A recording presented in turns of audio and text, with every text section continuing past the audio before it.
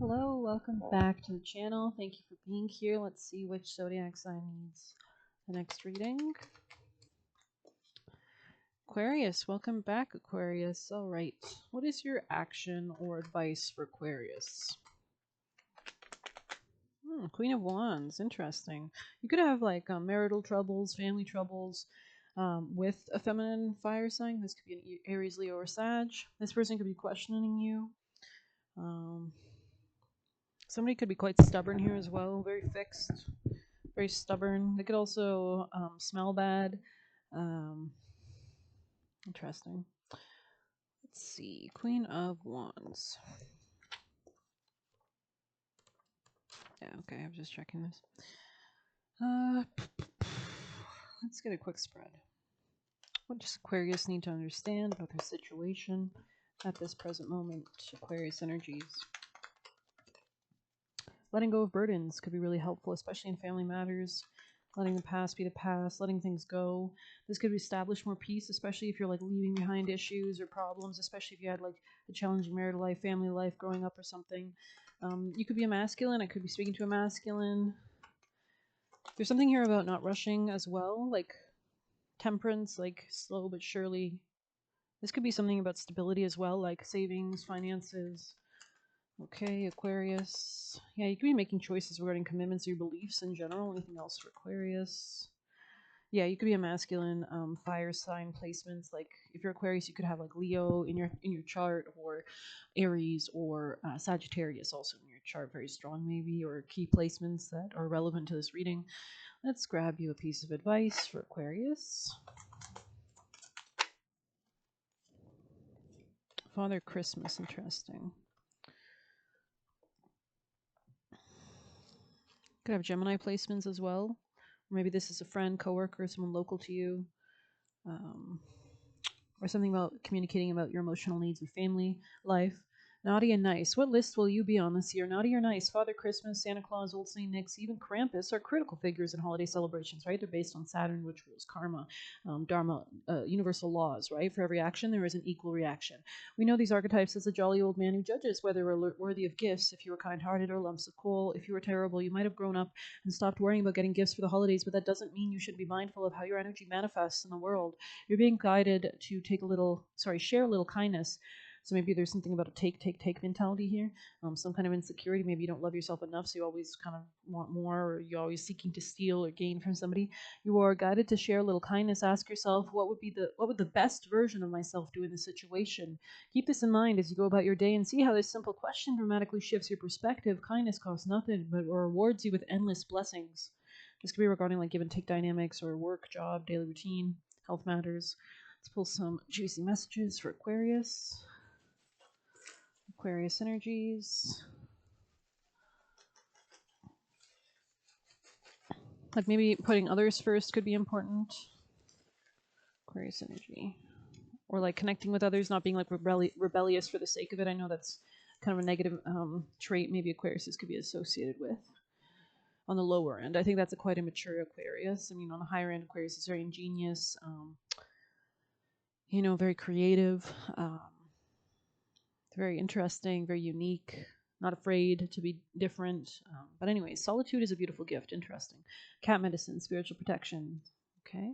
Give yourself time to not deal with them. So maybe there's something about timing here, or taking some time for yourself. Closing out karmic patterns of not feeling deserving to receive. Interesting. We have give your unconditional love to yourself. So these both came out sideways. Try to harvest your energy in the reverse. So maybe you're kind of paranoid that people are always trying to take from you. You don't like their energy. I don't know if this was upright or not.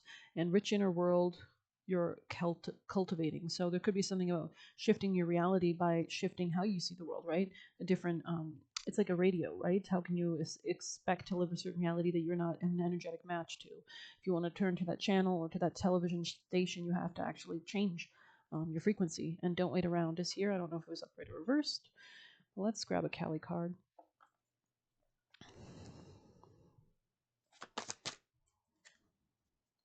Aquarius energies. Interesting, Mahavidya. Blue Tar. Yeah, there's something about like not enjoying life or not leaning into pleasure, enjoyment in life, and that could be part of what the issue here is. Let's see, we have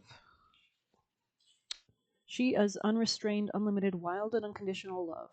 Unrestrained, unlimited, wild, unconditional love. The heart knows how to attract grace and manifest creative resolution where the mind only sees difficulties. So maybe there's something about leaning more on your intuition, right, versus the logical mind or analysis or whatever.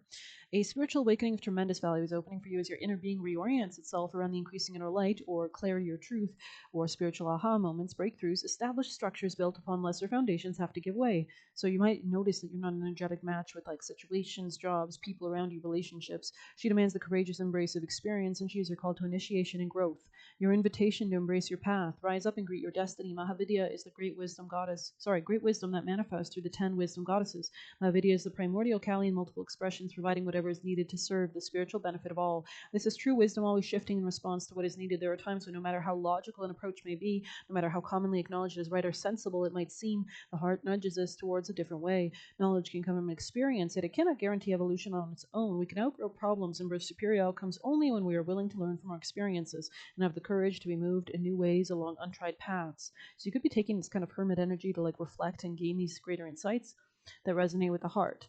Through engaging the heart, knowledge becomes wisdom. Wisdom is known by the effect it elicits healing and transformation and provides a path through any difficulty. You may feel bound to unwanted circumstances. The way to be freed of oppression or constriction you feel is through wisdom. However, there is a sacrifice required to obtain it, the surrendering of fixed opinions, right, stubbornness, and judgments based in self-cherishing viewpoints. Self-cherishing is a term from the Buddhist tradition which holds wisdom in very high regard. A self-cherishing viewpoint sounds as though it's self-loving, but it's not. It's a viewpoint that reinforces the ego. It generates fear and confusion and anxiety. It does not really love itself and want the best for the soul. It just wants the universe to behave in predictable ways according to the whims and desires of the ego. It could be the self-cherishing viewpoint reinforces the idea of being superior to others. Alternatively, it could be based on the idea we are inferior or deserving of poor treatment. In action, the self-cherishing viewpoint is akin to a child who only wants to drink sugary drinks because they remind them of their birthday party when they feel like a princess. They always want to feel so special. When given a plate of broccoli and carrots and gasp a glass of water, the self-cherishing viewpoint of that child is thwarted. The universe is not behaving according to their view of things. The wisdom response to this is to disentangle the healthy desire to experience our innate worth from the circumstances. We can then realize that the unexpected veggies are a gift of love and well-being. There is no distress, only growth and learning. The self-cherishing viewpoint prevents us from accessing such wisdom. Instead, it attempts to lock the universe to behave according to a limited view, and when it doesn't, we feel anxiety, distress, or confusion. We interpret the plate of veggies to mean we don't matter and that we have no value and that we never get what we want and so forth. However, when we want lemonade and life hands us lemons, the wisdom within prevents us from despairing and inspires us to be creative and maybe find a lemon press or even grow an orchard. If things don't appear to be working out, do not buy into the self-cherishing limitations that create distress or confusion in your heart. There is an interpretation of what is happening that brings you peace, and you are not being punished or denied. You're being assisted. Although you may feel thwarted, the viewpoint it will be temporary. It will give way to the realization you are deeply loved, cherished in an authentic, soul-honoring way, and you have nothing to fear. This could be about a gateway. This could be about acquaintances, friends, something unexpected, erratic, um, eureka moments, right? Leaning into that. Any last messages for Aquarius energies?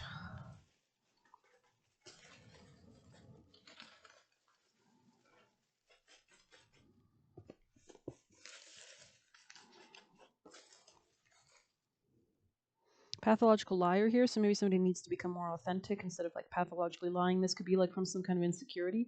Let's see. Maybe somebody's picking up on this as well. Blocking evil eye, transmute. So somebody could be like alchemizing energy. Angel Cassiel could be helpful, and Angel Raphael. Connect to yourself with your inner powers here. Cat medicine. Yeah, I don't know. That's interesting energy. Anything else for Aquarius?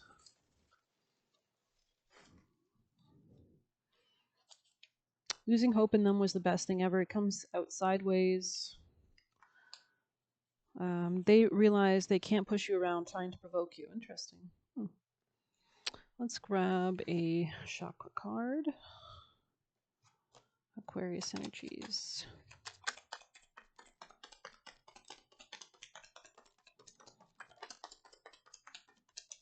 Quite a few, eh? Wow. Okay, let's see what we've got.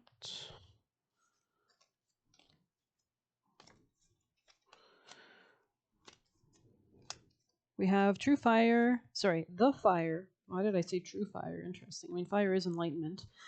The fire within me burns through all blocks and fears. I mean, we are entering such strong Aries energy. A lot of planets are moving into Aries, the first zodiac sign of fire. I am motivated to pursue my true purpose. This could be regarding family or emotions as well. Let's see. We have, I live in my truth. I communicate my truth. I am the truth. I go beyond my limiting beliefs and accept myself totally. So you could be letting go of something like an emotional pattern, maybe, or something rooted in the family or the mother. I am connected with my higher self. Is here. I give myself permission to be my authentic self. And I think that's all we have for the chakras. So I hope you enjoyed it. Please hit like, subscribe. You can get a personal using the Buy Me a Coffee link or leave a tip through there. Good luck. Take care.